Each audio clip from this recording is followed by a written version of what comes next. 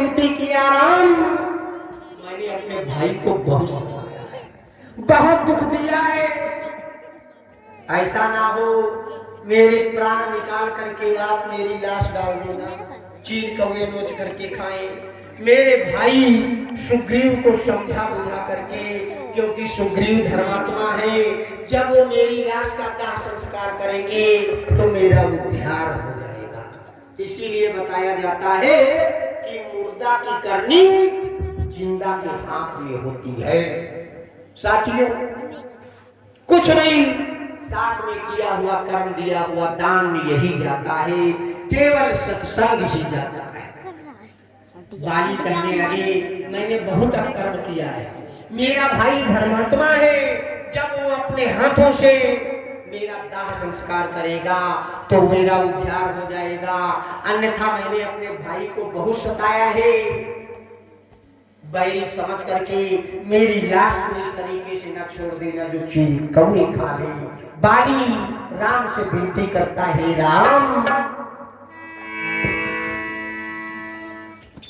लाश मेरी बिगड़े न पावे,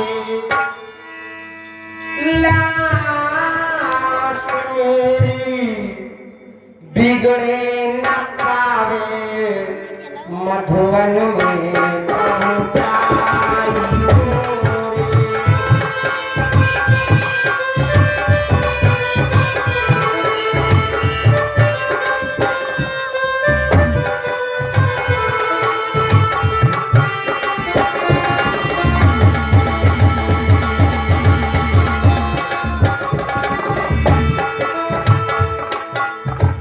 लाश मेरी बिगड़े ना पावे, मधुवन में पहुंचाई दो।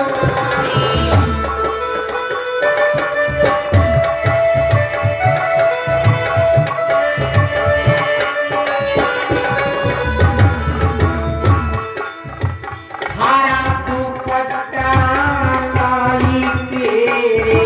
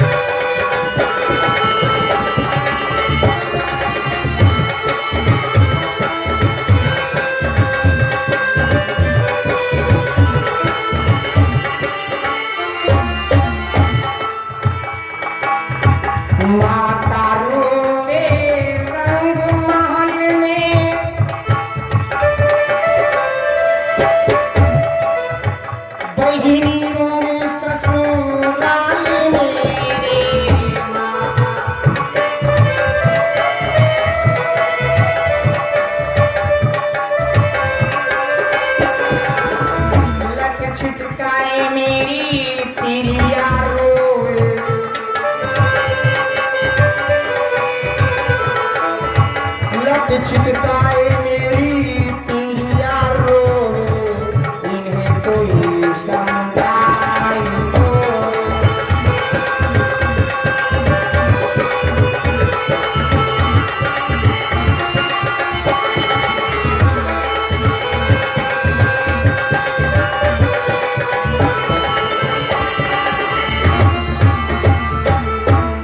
जब बाली ने बार बार विनती किया तब राम ने बाली के प्राणों को खींचा।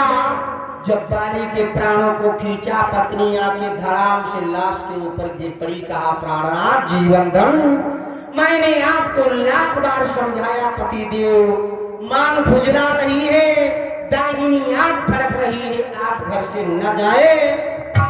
आपने मेरी एक न मानी। राम ने सभी को समझाया बुझाया। सुग्रीव अंगद को समझा बुझा करके बाली की लाश का दाह संस्कार करवाया। दाह संस्कार करवाने के उपरांत राम वानर सेना के साथ ऋषमुख पर्वत पे आए। बाली का जो नित्य क्रम था, दान पुण्य करवाया। जब दान पुण्य करवाने के उपरांत कई दिनों के बाद प्रभु राम जी ने हनुमान से कहा, हनुमान, सुग्रीव को वानरों के साथ लेके जाओ पंपापुर, नहला धुला करके इन्हें पंपापुर का राजा बना। तो सुग्रीव ने कहा, राम, जब आपने इतनी मदद की है तो आप अपने हाथों से हमारा रात तिलक कर दो। तो राम ने कहा, देखो भक्तराज, मेरा प्रण है, मेरी माँ ने मुझे 14 वर्ष के लिए वनवास दिया है और 14 वर्ष में मैं किसी नगर के अंदर प्रवेश नहीं कर सकता। सुग्रीव की लालसा है राम रात तिलक करें। क्यों? हमारे आपके हाथ पैरों की जो उंगलियां हैं डॉक्टर साहब, इन उंगलियों में शंख और चक्र के निशान बने होते हैं। जिस महिला या पुरुष के दाहिने हाथ के अंगूठे में चक्र का निशान हो, उससे आप तिलक करवा के किसी काम को जाएं, परमात्मा न रूठा हो, आपका काम अवश्य बनेगा। कहते हैं 20 चक्र राजा और 20 शंख जोगी। इसीलिए कृष्णायन में ध्यान दे, राजा कंस था, क्या उसे कोई रूपवान नारी नहीं मिल सकती थी जिससे तिलक लगवाता? कुब्जा से तिलक लगवाता था राजा कंस। क्यों? कुब्जा कौन थी? सारे कुरूप को जोड़ जाड़ ब्रह्मा ने जिसको सिरजा था, और थी 3 जगह से टेढ़ी, वो बस नाम उसी का कुब्जा था। देखने में सकल सूरत अच्छी नहीं लगती थी, और शरीर भर में भैया 3 जगह तो कुबर निकला था, वो कुब्जा 3 जगह से टेढ़ी थी। भगवान कन्हैया की भक्तिनी थी। कंस के मस्तक पे तिलक लगाने जाती थी, कंस उसे तनखा देता था। अरे वो राजा था, कोई रूपवान नारी मिल जाती। कंस ने विचार करवाया था, कुब्जा के दाहिने हाथ के अंगूठे में चक्र का निशान था, और जिस दिन कुब्जा ने कन्हैया के मस्तक पे तिलक लगा दिया, उसी दिन कंस का अंत हो गया। तो प्रभु राम ने सुग्रीव को समझाया, लक्ष्मण वानरों को भेजा, पंपापुर में जा करके पंपापुर दुल्हन की तरीके से सजाई गई। द्वारे द्वारे बंदनवारे, द्वारे द्वारे साजने लगे।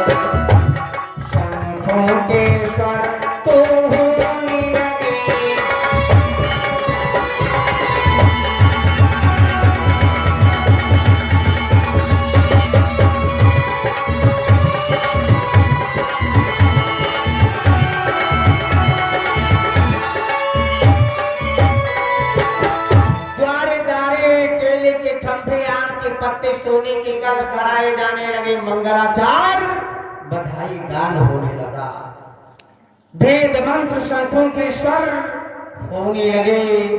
लखनलाल जी ने अपने हाथों से सुग्रीव का रात तिलक करके सिंहासन पे बिठाला। बोले रामचंद्र भगवान की जय। जब सुग्रीव राजा बन गए, मान धन गहने लेके सुग्रीव ऋषमुख पर्वत पे पहुंचे, राम को भेंट में दिया। प्रभु राम ने अपने हाथों से वो सोने के आभूषण बानरों को दान में दिया। बानरों को सोने के गहने पहनाए गए। जब बानरों को सोने के गहने पहनाए गए, फिर सुग्रीव जी ने राम से हाथ जोड़ करके विनती किया कि राम, अब वर्षा का समय आ गया, चौमास का महीना, मैंने कहा था वो वचन पूरा ना हुआ, आपने कहा और तुरंत किया। अब ये चौमास का महीना आ गया है, चौमास के महीने में अगर वानर सेना हम सीता की खोज में भेज दे तो बेचारे कहाँ परेशान होंगे, कहीं ओले गिरेंगे, कहीं बरसात होगी, ये अपना सर कहाँ छुपाएंगे। राम, तो हमारी आशा है आप ये वर्षा ऋतु का समय इसी पर्वत पे व्यतीत कर लो, और वर्षा ऋतु बीत जाए, जब शुद्ध शरद ऋतु आएगी तब हम वानर सेना को भेज करके सीता का पता लगाएंगे। प्रभु राम ने स्वीकार किया कि अपना वर्षा ऋतु का समय मैं इसी पर्वत पे व्यतीत करता हूँ। सुग्रीव, तब तक आप जाकर के राज्य का सुख हो। बोले रामचंद्र भगवान की। दसों दिशाओं से हुआ शासन दे देकार, जय विनीति तुम भी कहो, जय प्रभु जगताला।